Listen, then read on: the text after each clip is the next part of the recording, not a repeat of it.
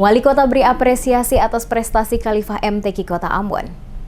Wali Kota Ambon Rizat Lohanapesi beri apresiasi atas prestasi yang ditorehkan oleh kontingen kafilah peserta MTQ Kota Ambon yang berhasil keluar sebagai juara kedua dalam perlombaan Musabaqah Tilawatil Quran tingkat Provinsi Maluku yang dilangsungkan 13 hingga 21 Juni 2019 di Namlea, Kabupaten Buru. Demikian dikatakan Wali Kota usai acara penyerahan hadiah atau bonus kepada seluruh peserta kafilah MTQ Kota Ambon bertempat di Balai Kota Ambon pada Kamis pagi. Dikatakan Wali Kota prestasi yang ditorehkan oleh kontingen MTQ Kota Ambon cukup menggembirakan. Hal ini tidak terlepas dari pembinaan yang dilakukan oleh Lembaga Pengembangan Tilawatil Quran Kota Ambon. Selaku Wali Kota, dirinya juga menyampaikan ucapan terima kasih kepada semua pihak yang telah bersama-sama membantu dalam pembinaan dan pengembangan bagi peserta MTQ Kota Ambon yang telah berhasil menorehkan prestasi gemilang pada ajang Musabaqah Tilawatil Quran tingkat Provinsi Maluku yang dilangsungkan 13 hingga 21 Juni 2019 lalu. Di mana pada MTQ tahun 2018,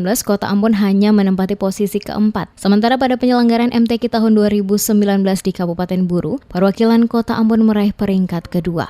Wali Kota berharap prestasi yang diraih oleh kontingen MTQ Kota Ambon akan terus dapat ditingkatkan pada waktu yang akan datang. Bukan soal pialanya, ya.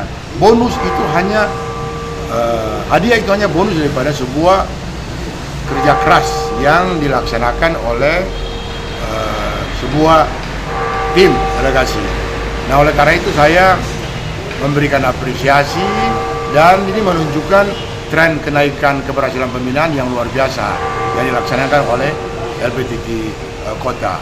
Nah, untuk itu kepada semua pihak yang terlibat, baik pengurus maupun pembina maupun para tokoh-tokoh agama yang telah menyumbang dan memberikan pembinaan buat para kita punya anak-anak ini, saya mau sampaikan terima kasih banyak atas nama pemerintah kota.